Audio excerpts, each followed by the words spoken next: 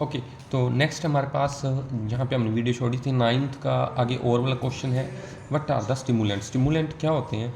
Stimulant are that substance which increase the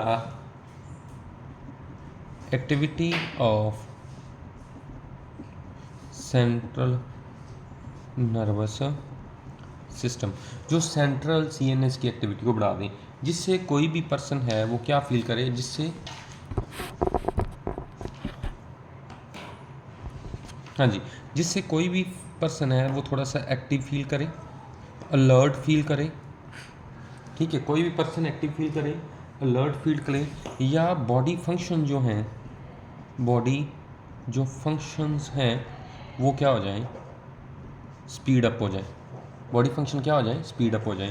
तो ऐसे substance को बोलते हैं स्टिमुलेंट। तो बड़ी सारी ड्रग्स जो आजकल पॉपुलर हैं स्टिमुलेंट के तौर पे, कुछ ड्रग्स जैसे कॉफ़ी में एक सब्सटेंस होता है दैट इज़ ए कफ़ीन।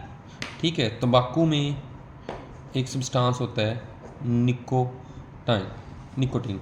तो ये सारे सब्सटेंस क्या है, स्टिमुलेंट का काम करते हैं, नर्वस सिस्टम को एक्टिव करते हैं। तभी हम बोलते हैं ना कि ड्यूरिंग द काम के ड्यूरिंग कॉफ़ी पीते रहो तुम, है ना। या कुछ लोग तंबाकू यूज़ करते हैं, स्मोकिंग यूज़ करते हैं। उसका मेन रीज़न क्या है कि वो सीएनएस को अफेक्टेड करता है। ओके, तो ड्रग्स की जब हम बात करें, इसके अलावा मार्केट में कुछ ड्रग्स हैं, कुछ ड्रग्स प्रेजेंट हैं that are the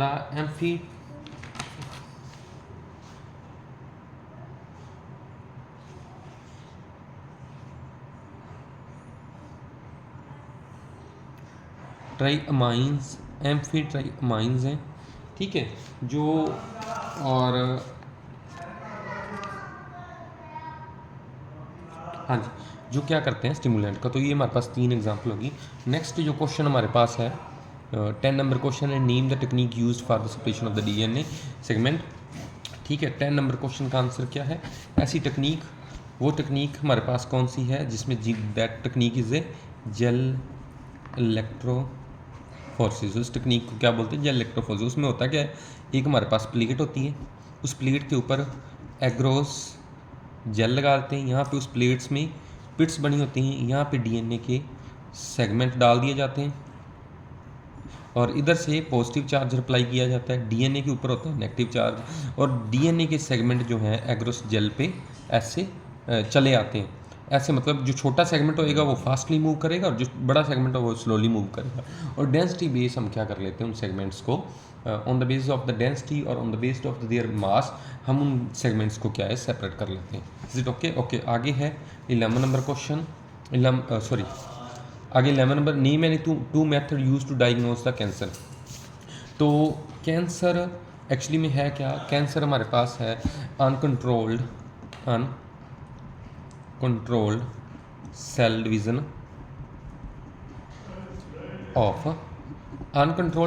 of body है। और टेक्निक्स कौन सी हैं?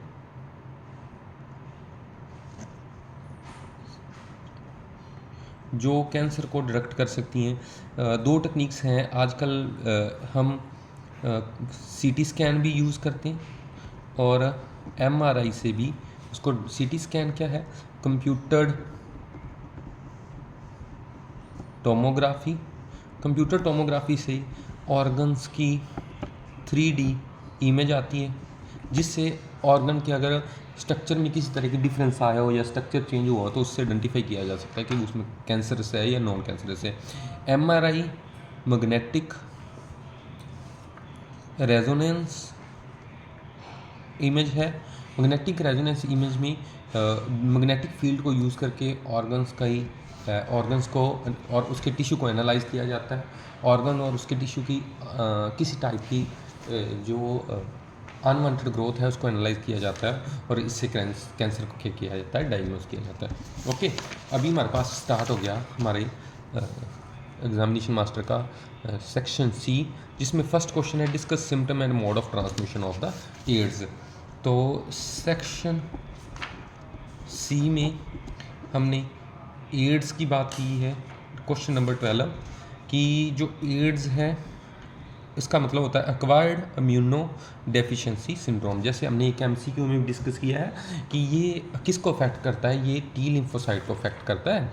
ठीक है, अभी एड्स की जब हम बात करते हैं तो इसके सिम्टम्स क्या हैं।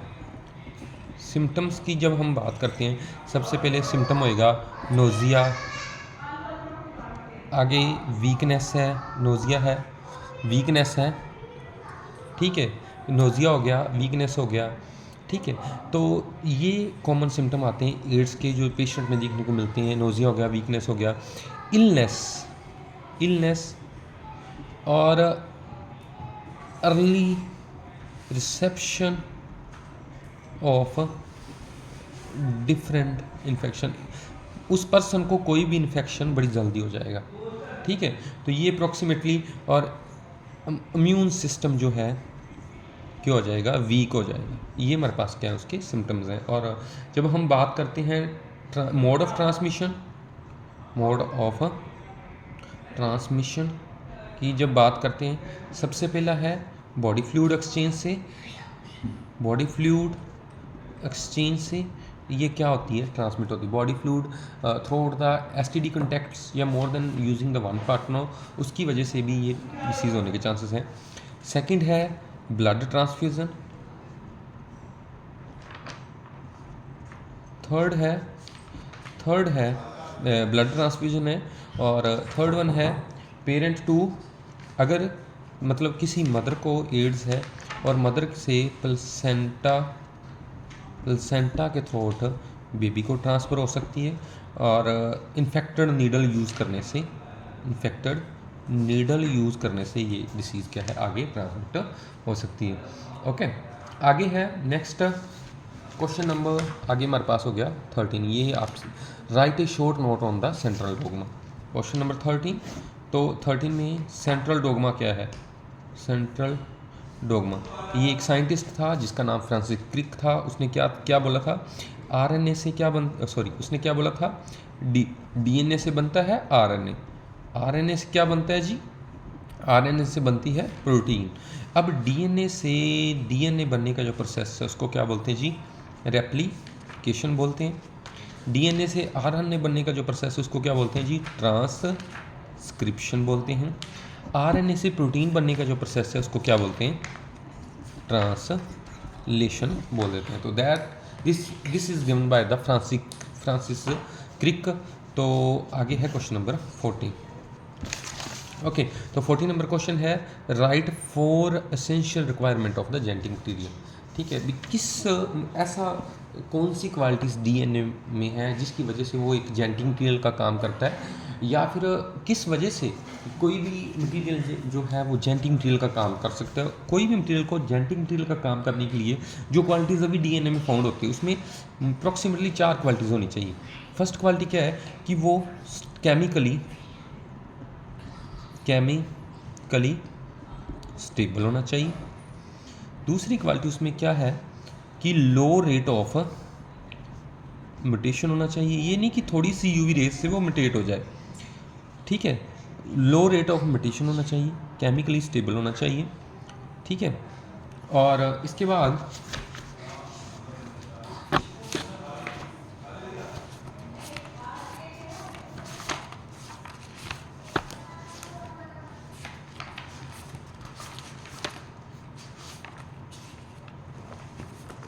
हाँ, ये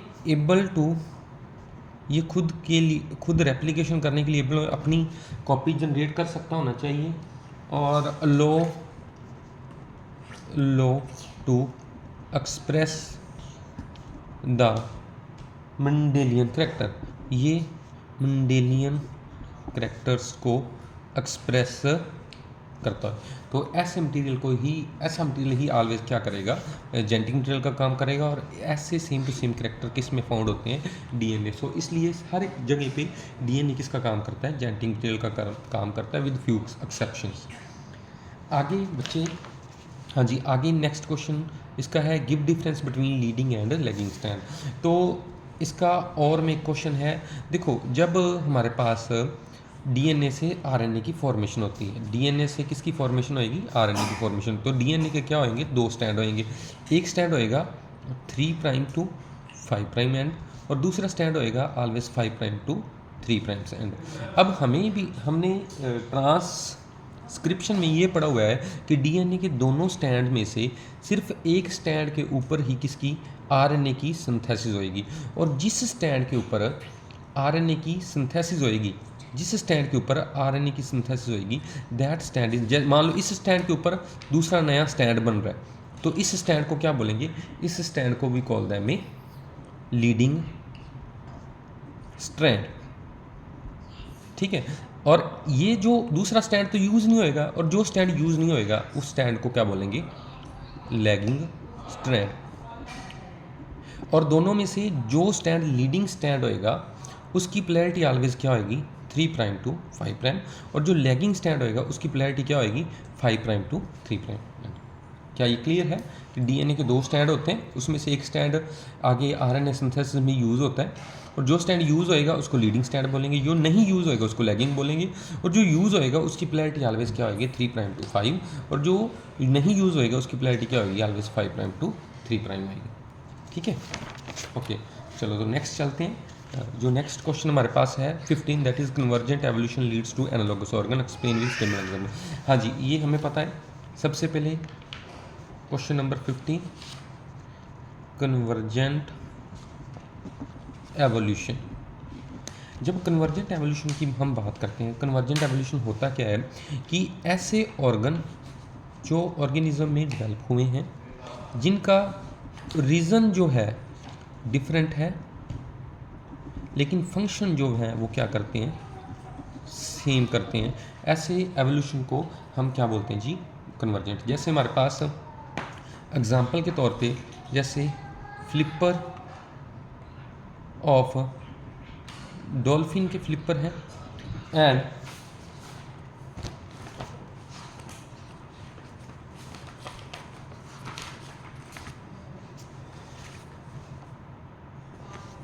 हाँ जी, flipper of dolphin and penguin.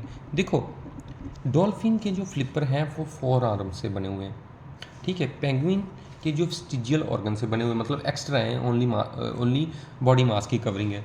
दूसरी एग्जांपल हमारे पास है जैसे that is I of octopus and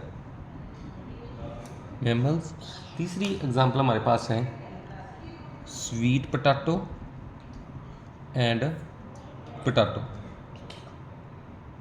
ठीक है। स्वीट पोटैटो हमारे पास रूट मॉडिफिकेशन है, लेकिन और जो पोटैटो है वो स्टेम मॉडिफिकेशन है। देखो, रीज़न दोनों का डिफरेंट हुआ, लेकिन दोनों का जो फंक्शन है वो क्या है, स्टोर फूड। दोनों का काम क्या है, फूड को स्टोर करना। तो ठीक है, आगे है क्वेश्चन नंबर 16।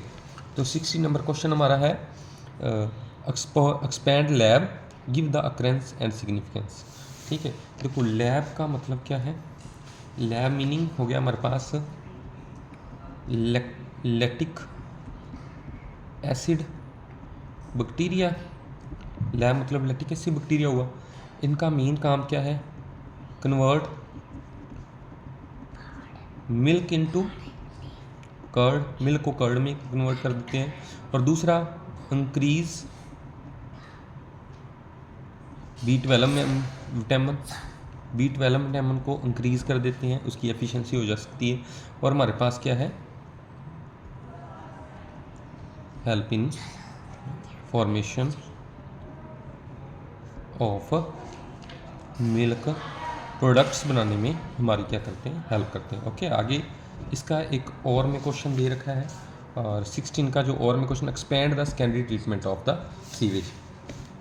ठीक है, सेकेंडरी ट्रीटमेंट में आपने क्या, सेकेंडरी ट्रीटमेंट क्या होता है, देखो सबसे पहले जो प्राइमरी ट्रीटमेंट है उसमें क्या है, एफ्लुएंट्स को, जो फ्लोटिंग डेब्रिस है ना, उसको अलग किया जाता है। ठीक है, और इसके अलावा जो सेडिमेंटेशन है, एक प्रोसेस है जिससे सेडिमेंट्स को अलग किया जाता है।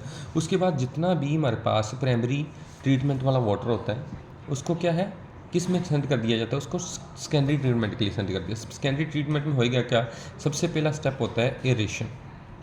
उस प्राइमरी ट्रीटमेंट वेल को एरेशन का मतलब होता है भी एक बड़े से टैंक में भेज दिया, जहाँ पे नीचे से क्या है उसमें हवा डाली जाएगी। तो सबसे पहले उस वाटर की क्या की जाती है, एरेशन की जाती है, उसमें से हवा डाली जाती है। एरेशन करने के बाद क्या होएगा, जब उसमें हवा डल जाएगी तो उसमें सेकंड स्टेप है, उसमें क्या डाल देंगे, फ्लोक्स डाल देंगे। फ्लोक्स किससे होती हैं, फंजाई से बनी हुई फ्लोक्स होती हैं। और वो फ्लोक्स डालने के बाद क्या होएगी, फ्लोक्स का काम क्या है,